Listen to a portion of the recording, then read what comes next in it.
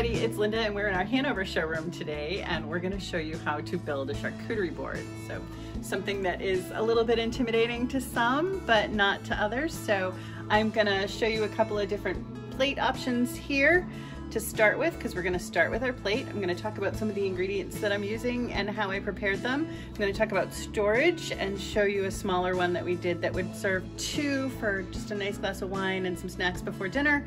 And then we're going to build something a little bit bigger, not much bigger, but just a little bit bigger. So first thing I'll talk about is boards, trays. You can use pretty much anything you have laying around for a charcuterie board, depending on how many people you want to serve. I've got an old marble tile that I rescued from an installation in a restaurant that I was working in like a million years ago. I put some rubber feet on the bottom and that works great. I use that at home quite often. And I've got this half sheet pan. You could also go quarter sheet pan size. You can use any of your baking trays. You could use a small cutting board like this one here. And that's a great way to just do some cheese and fruit without the meats. Just throw some crackers right on there and you're good to go, but we're gonna actually use that today. I've got long wooden paddles, I've got fancy wooden cutting boards, I've got glass platters. You can just grab something from your pantry. And the other thing that I like to do is kind of scavenge old dishes, because I like to have some interest in some of the things that I'm putting on the tray. So I've got this funny shaped bowl here, some ramekins, even got a coffee cup that we'll use. And then my grandmother's sterling silver sugar dish, which is kind of a fun thing to use. Hopefully you'll enjoy. I'm gonna actually work with this sheet pan today. This is a half-size sheet pan. Just for reference, this is a quarter-size sheet pan that I baked the Brie on. So it's basically half of that. You could go that size as well, but I decided to play with the half sheet so that I can kind of spread everything out and get everything on there, and especially because the Brie is large. I always like to start with my bigger items first. So we're gonna go ahead and start with that Brie. And so basically to make my Brie, I took one sheet of puff pastry and a small wheel of Brie, rolled out the puff pastry till it was fairly thin, and sliced my Brie in half. Inside the Brie, I put some dried cranberries and some hot pepper jelly, but you could put anything you want, any kind of preserves. You could chop up nuts. You can do anything you want, or you can leave it plain. Some people like to cut open the top and bring the puff pastry just around the edges so the top gets kind of bubbly and oozy. But I like to wrap the whole thing up and kind of fill it inside, so when we cut into it, you'll be able to see some of that yummy goodness in there. So I'm gonna pop that right in the corner here. And then the thing that I like to eat the Brie with is the French bread. So we're gonna just put some French bread right around there, so that when people dive in, they have something to eat with. And I always sort of play with it as I go. So you can see that we're already filling up space quite a bit here. So one of the other things that is key to a charcuterie board is some meats. So I've got some prosciutto and some salami here that we're gonna go ahead and use. Put that on there, nice and fluffy like. And then for our salami, we're gonna make a little salami rose. I don't know if you've seen these online at all. And you can keep building this up as much as you want. And you just flip it over. So I like to make sure that there's a mixture of sweet and salty on here. So for our sweet, we've got some red grapes.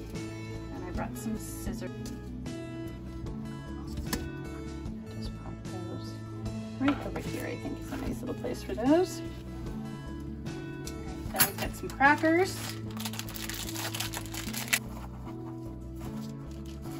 There. I've got my little bowl of cheese crackers here. These are some little cheese puffs that I made yesterday. The recipe for those will be on the website. I've got some spiced pecans that we can tuck in over here. A sprinkling of cherry tomatoes over here. And I like the tomatoes with the cheese, so I put them next to the cheese so that when you dig in, you kind of get some of that nice gooiness from the Brie with the tomatoes, and you can smear it right on your bread there. You can marinate the tomatoes in advance. You could do a little tomato and feta marinade. There's all sorts of things you can do with that. So I have two other kinds of cheese here. I have Ibera, which is this one. It's a Spanish cheese. gonna just slice that up because I like to have different textures to my cheese. So we've got one that we can scoop, one that we can slice or chunk off as people want to eat it, and one that's already ready for people to just put right on their crackers. And then we've got this nice piece of Gouda, which I'll just tuck right here. So if you wanted to do multiple kinds of nuts, these are some rosemary scented Marcona almonds. I picked them up down the street at a local grocery store, but you can actually buy them and make them yourself. There's a couple of great recipes online. We'll tuck those in there because I like to include something sweet and something desserty on my cheese boards. So I'm just gonna break up those pieces, pop them right in my grandmother's sugar bowl, which I think makes a great little candy dish.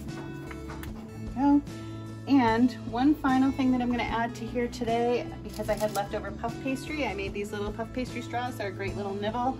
They're just strips of puff pastry that I coated with egg wash and sprinkled with everything bagel seasoning, twisted them up and baked them while I baked the brie. Baked them while I baked the brie. So I'm gonna just put a couple of those right here on the plate, just to kind of decorate it up a little bit. And this is good to go and ready to go in the fridge. So as far as serving utensils go, I always like to think about that too, because we don't really want people just digging in and grabbing things with their fingers.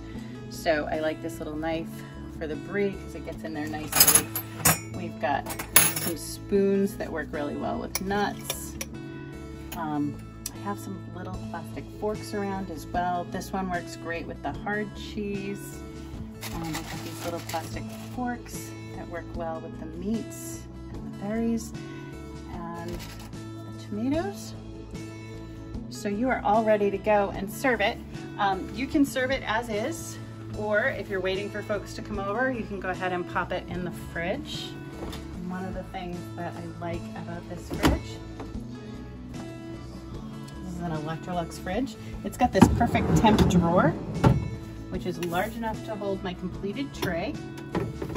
Fits right in there, and I can choose what's going in here. So I've got it set for snacks, so it'll keep everything at just the right temperature. I'm still gonna wanna take it out probably half an hour before people show up so that the cheese has a chance to come to room temperature, and we can enjoy it that way. But hopefully you enjoyed this. As far as portions go, one of the things that people always ask me is how much do I need on a charcuterie board? Think about 1.5 to 2 ounces of meat and cheese per person. So if you've got 2 people, then 2 ounces of meat, 2 ounces of cheese is gonna be more than enough, and then add whatever else you want to make it pretty. Enjoy.